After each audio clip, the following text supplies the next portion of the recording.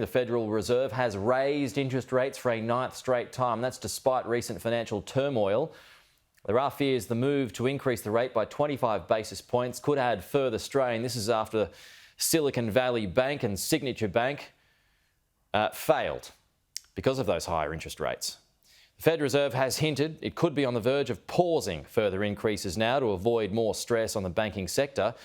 Despite that, Wall Street spiked in the aftermath of that decision. Well, let's bring in the Chief Market Strategist at InvestSMART, Evan Lucas. Evan, yeah, it's an interesting contradiction there, really. I mean, these banks failed because of the rising interest rates, but the Fed Reserve has said, well, inflation's still not under control. We've got to raise interest rates again, despite the pressure, or the more pressure this could put on more banks.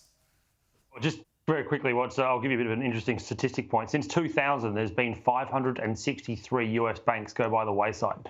It's not actually an uncommon thing to see it happen. And most of them tend to be at that smaller end. And you're right to point out SVB and also Signature. Come back to that in a minute. The Fed very clearly points that, again, at the moment, there is no option really but to keep going. And why they say it, you pointed out, inflation is still very, very high. They're a long way away from their 2% mandate.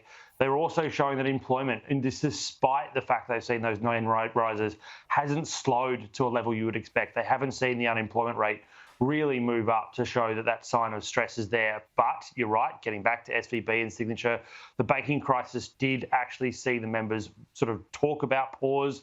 There is now a real chance that a pause will happen at the next meeting.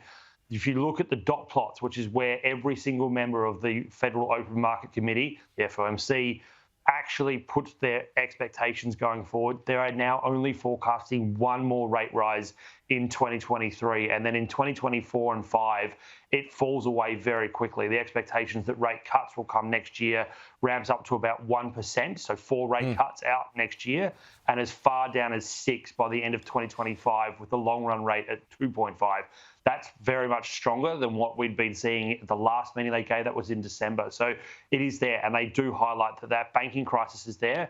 They also point out that the banking crisis will probably, and I know this is a weird way of saying it, help them because it's going to increase tighter lending standards. The fact that the banks now will start to really clamp down on slightly riskier or sort of on the line loan lending, they are likely to actually pause on that. So again, if you're starting to slow the flow of credit, it actually helps the Fed's opportunities to slow inflation down. So how does that dovetail into the Australian story, Evan? Does Philip Lowe see that as well and go, right, okay, inflation's still not completely under control here, so despite pressures on the banks, and you know our banking system is not anywhere near the trouble that the American is, does he raise interest rates or not? So this is the interesting dilemma because, again, you can see from the minutes last Friday that they are suggesting that the next movement is a pause. So that is what is there. What's so interesting at the moment is that this on screen is actually a take from the ASX. Every day they actually do what the market is expecting.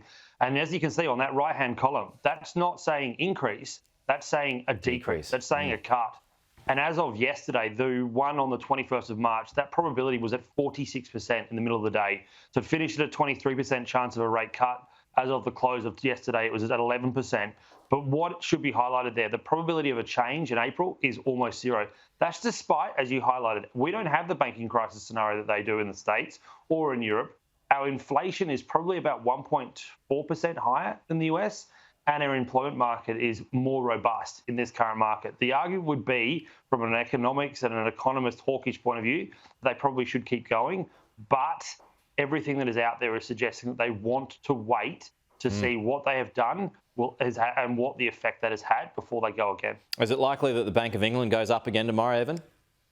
After what we saw last night, I mean, that was a massively surprising figure. So 10.2% in UK inflation. It was well and truly above. It is an abnormality, and it can be pointed down to this big change they saw in housing costs, particularly rent.